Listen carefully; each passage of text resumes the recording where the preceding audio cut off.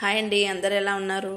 నేను బాగున్నాను. అందరు బాగుండాలని అనుకుంటానండి. ఈరోజు మనం చికెన్ గ్రేవీ ప్రిపేర్ చేస్తున్నామండి. గ్రేవీ టైప్ అంటే రైస్లోకైనా రోటీకైనా చాలా బాగుంటుందండి. చికెన్ని శుభ్రం చేసుకొని ఒక దాంట్లో తీసి పెట్టుకుందామండి. కడాయిలో ఆయిల్ వేసి కొంచెం వేడైనాక ఉల్లిపాయలు వేద్దామండి. ఇందులోనే మనము పుదీనా, కొత్తిమీర, బిర్యానీ ఆకు అయితే వేస్తున్నాము. చికెన్ అయితే ఒక 1/2 kg అట్లా తీసుకున్నాము. ఇది బాగా శుభ్రం చేసి అయితే పక్కకు పెట్టుకున్నామండి. టమాటాలను అయితే బాగా ఉడికించి అలాగే పెట్టుకున్నాము. 4 బిగ్ సైజ్ టమాటాలు. ఉల్లిపాయలు అవుతున్నప్పుడు ఇందులో ఫ్రెష్ అల్లం వెల్లిపాయ పేస్ట్ వేసుకోవాలండి. బాగా మధ్యలో కలుపుతూ కలర్ వచ్చే వరకు అయితే ఫ్రై చేద్దామండి.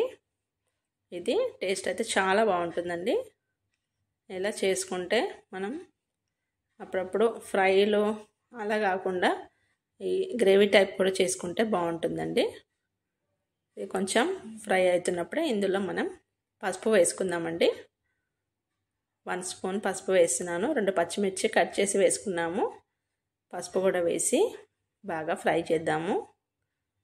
ఆనియన్స్తోనే చికెన్ ఉడకాలండి. స్మెల్ అనేది వెళ్ళిపోతుంది. 2 కలిపి ఆనియన్స్తోనే ఉడికిద్దాం.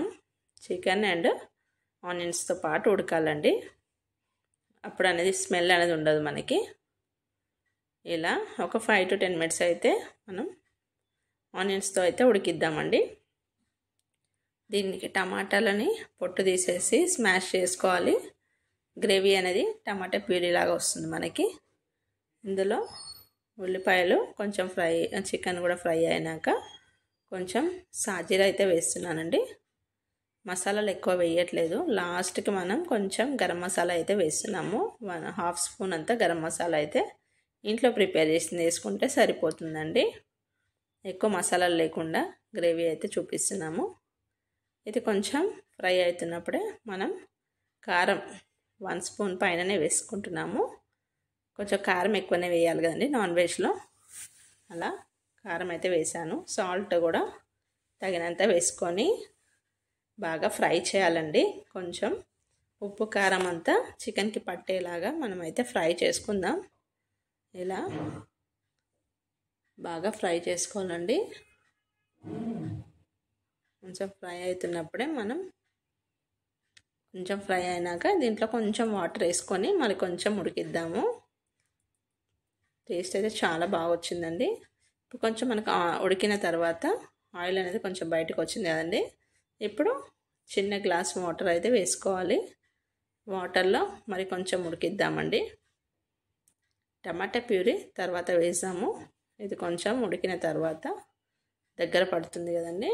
అప్పుడు మనం ఆ టమాటా ప్యూరీని కూడా వేసి మరొక 10 minutes అయితే ఉడికిద్దాము. ఇది బాగా ఉడికిపోయింది. ఇప్పుడు టమాటా పొట్టు తీసేసి స్మాష్ చేసేసాము. ఇలా తర్వాత ఇప్పుడు టమాటా ప్యూరీని కూడా వేసేసి ఇప్పుడైతే ఒక 10 నిమిషాలు ఉడికిద్దామండి. చికెన్ బాగా ఉడుకుతుంది కదండి.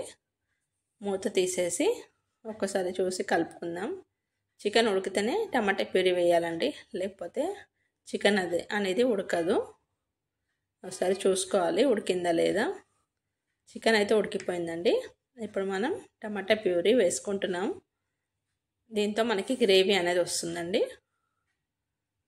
మరొక 5-10 నిమిషాలు అయితే ఒకసారి కలిపేసి మూత పెట్టి ఉడికిద్దామండి. ఆయిల్ పైకి వచ్చే వరకు.